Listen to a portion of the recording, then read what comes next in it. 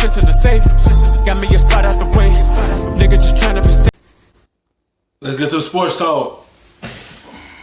Have it all morning long, and I mean the winless thing on Monday Night Football, I have to believe, is just a coincidence. But it's there and it's a factor. But they don't play on Monday nights in the playoffs, so he's had a very good year in so many ways. How confident are you in him now? They will be a wild card going into this postseason. Yeah, the biggest worry about Kirk Cousins is he's going to have one of those stinker games, because sometimes he stinks at. He just has this game where you're like, wait, did you show up? He's had a really good year. He's had a good.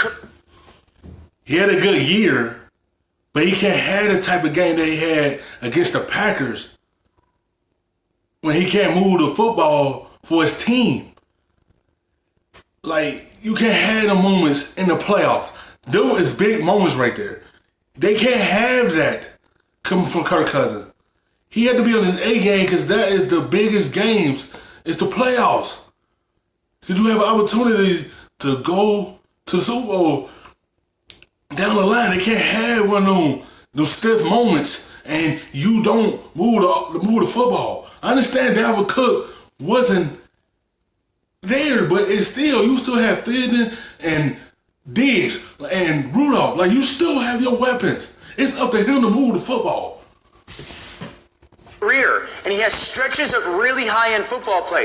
If you're a Vikings fan, your big concern is, I hope Kirk Cousins doesn't just have one of those games in the playoffs where you go, he just has this game occasionally where and his bad is, my goodness, we can't do anything on offense bad. Dan, I'll say it like this. Kirk Cousins is an enigma. When I was on the Eagles, we prepped for him several times. He was on the Skins.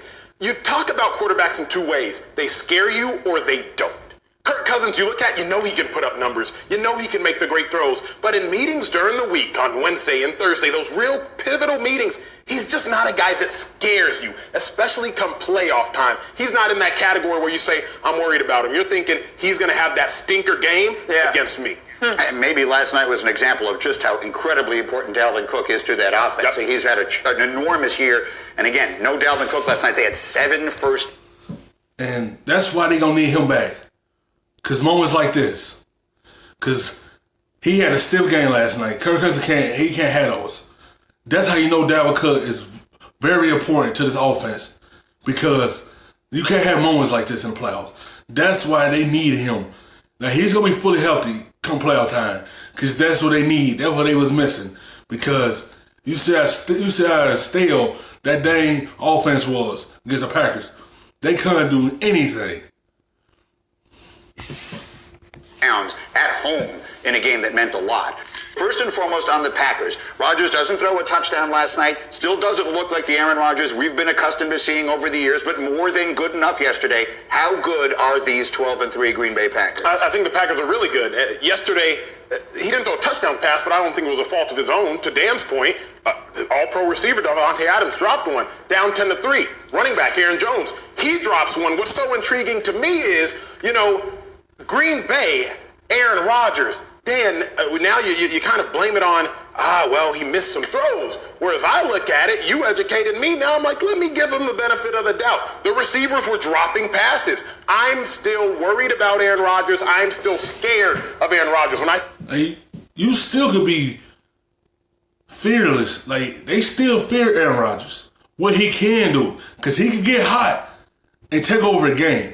He ain't throw no touchdowns last night. But because they got a defense now this year. So that's the big difference when he had moments like this. And then when his fault. Like, he had Adams, and Adams just dropped it. Jones dropped it. It's just like, you got to have your quarterback out. Like, yeah, he ain't throw one, but that's a good thing that they have a good defense this season. They worried from a defensive perspective, Greeny. Yeah, I agree. There's just been some near misses to this football team, and everyone's had their hand in it. Aaron Rodgers is playing good football. Now, those receivers have let him down. Sometimes they don't see it the same way as him. That's what's scary about the Packers, is they're a 12-3 football team. They've beaten a bunch of really good teams. And if these near misses become plays that they make in the playoffs, this team's going to be brutal to beat, because we've got to start looking at this team in a different lens. We are so used to seeing Aaron Rodgers carry the football team and do everything by himself that we never saw some of these plays that we're seeing. We very rarely have saw drops. We've seen misses.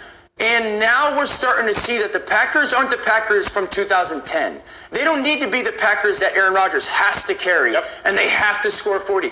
They're a really complete, sound football team. They're well coached. They can run the... All he have to do is manage the game. That's all he have to do. Manage, put up enough points. You have a good enough defense now that they can stop teams from scoring, slow teams down. Like, you have a good enough defense now.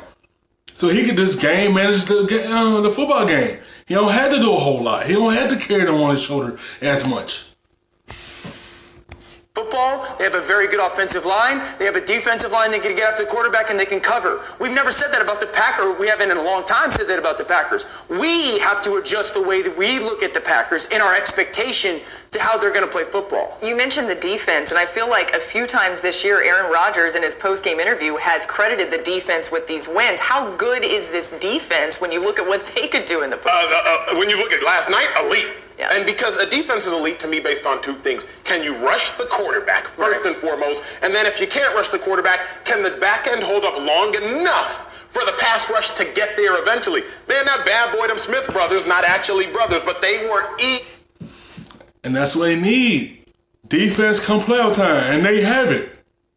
In case they do have a little moment that they can't do too much, as long as they have that good defense that can slow a team down and get Aaron Rodgers and the offense many opportunities to do something with the football to be able to win in the playoff game.